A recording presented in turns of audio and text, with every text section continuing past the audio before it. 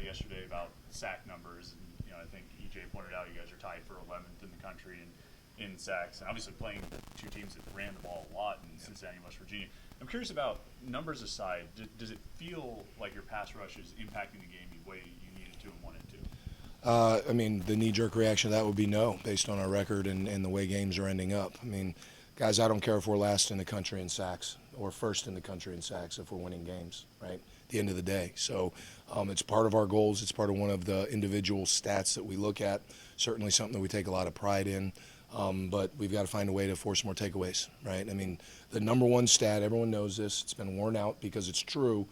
You got to find a way to take the ball away and give the offense extra possessions. I heard you guys talking to Borbs, trying not to get long-winded here, but you talk about number of possessions on average prior to this rule change. You're somewhere between 6 and 7, possessions per half, up to 14, maybe even 15 possessions per game.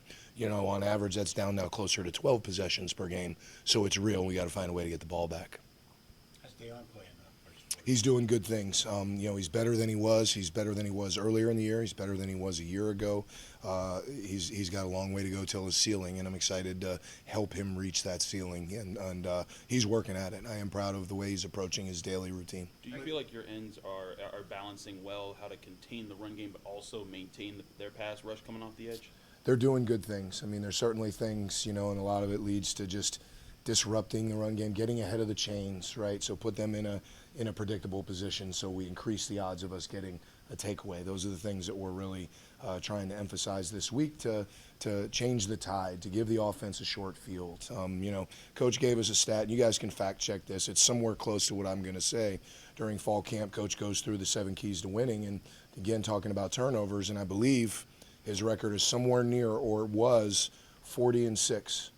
With his whole time here, 40-6 when you win the turnover battle. 40-6, guys, right? I mean, think about that. So everything we're doing, we're trying to, improve on the things that we're doing well.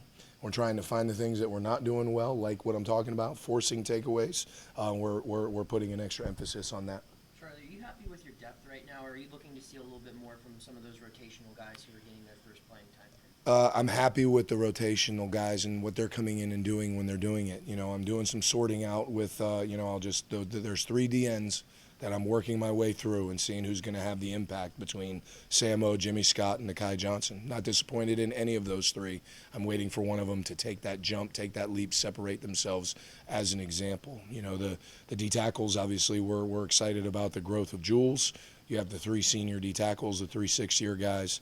And I'm certainly, Fitz is a little bit nicked up, but he's working his way back as we speak. So excited to see him get some more playing time this week. So I'm happy with it, but I'm waiting for some guys to take that dominating, I'm here, I'm your next guy step, because I'm still waiting to see that. What does Deion have to do to reach that ceiling you talked about? It honestly comes down to a consistent, high performance level of focus. When you start reaching into the level of not trying to live backwards, but you have comparisons, right? When you start jumping into the world of Twyman and Weaver and Jones and Kalijah, there is such a level of focus. And I can go back to JJ and Trey Hendrickson and just guys that reach that pinnacle of the sport at this level.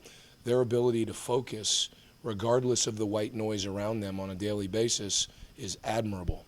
And Deion at times is there. His consistency there is this next step he has to take to become that kind of a guy.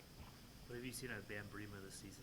I'm really proud of Bam. Bam's come a long way. I mean, a long way when I think back about where he's come to get to where he is. He's playing physical. He's defeating blocks. I'm anxious to see him continue to become more of a factor in pass rush, but there's a lot about Bam that I'm proud of, and I think he'll take another step this week and hopefully force a takeaway. What have you seen from the focus of your defensive front when other teams have built late leads and they got to keep fighting to try to give the offense another chance? And again, moral victories don't exist, and there certainly isn't moral victories within a loss. Mm-hmm. However, the intensity and the positive attitude and the fact that we got, I think it was 3 3-and-outs in a row, mm-hmm. with something like that at the end of the game. Drake May was still in there. Their starting O-line was still in there. Mm-hmm. And because we understand, our offense was in 2-minute mode, so that is what it is. Couple short fields, no flinch. I mean, you can build on that. It doesn't give the fans a victory. We want to desperately give Pitt Nation a victory, Panther Nation a victory, but there's something to build on from a character standpoint in those last few drives at the end of the game. Anything else for Charlie? Appreciate your time, guys. Thank you.